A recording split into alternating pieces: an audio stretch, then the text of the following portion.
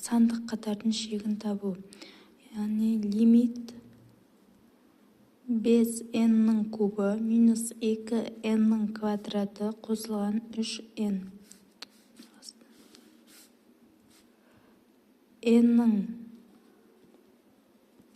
n-нің кубы минус 5n-нің квадраты қосылған 3n минус 1. Нешеге. Яғни лимит n бөлінген шексіздікке тең.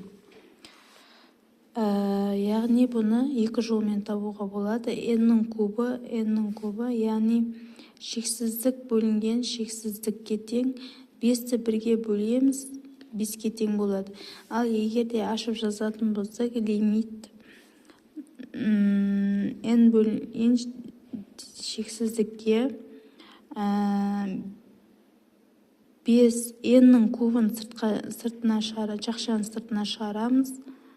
5 минус 2 бөлінген n қосылған 3n-нің квадратына тең болады. Жақшаны жабамыз. n-нің кубын жақшаға шығарамыз. 1 минус 5 бөлінген n-нің квадраты қосылған 3n-нің квадратына тең. 1 бөлінген n-нің кубына тең болады. Мына жерде n-нің кубы қысқартылып кетеді. n-нің сан бөлінген шексіздік 0-ге тең болады. Сан бөлінген шексіздік 0-ге тең, сан бөлінген шексіздік 0-ге тең болады. Тоже мынада да солай, сан бөлінген n шексіздік 0-ге, сонда 5 бөлінген 1-ге тең болады. Жауабы 5-ге тең болады. Екінші есеп лимит n-нің квадраты қосылған 3n 6 5n-нің квадраты қосылған 4n минус 9.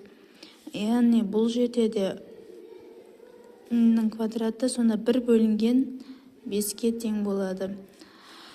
Бұны ашып жазатын болсақ, n-нің шексіздікке лимит n-нің шексіздікке ұмтылғандағы n-нің квадратын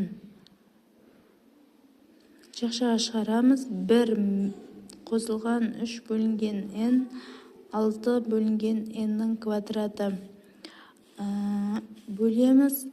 n-нің квадраты 1 қосылған 4 бөлінген n, минус 9 бөлінген n-нің квадратына тең. Яғни ол 0-ге сан бөлінген шексіздік 0-ге тең, сан бөлінген шексіздік 0-ге тең болады. Мына жерде 5 сан бөлінген шексіздік 0-ге тең болды. Мыналар n квадраттар қысқартылып кетеді, сонда 1 бөлінген 5-ге тең болады. Келесі мысалы, төртіншісі. Лимит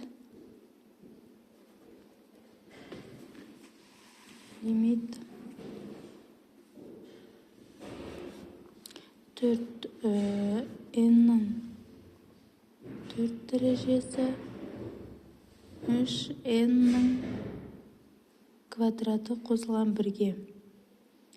Яғни осыны квадраттап ашамыз.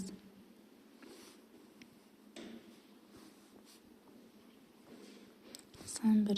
Бұл жерде n-нің 4-ті сыртқа шығарып жіберсек, 3n, сонда 3 бөлінген 4-ке тең болады.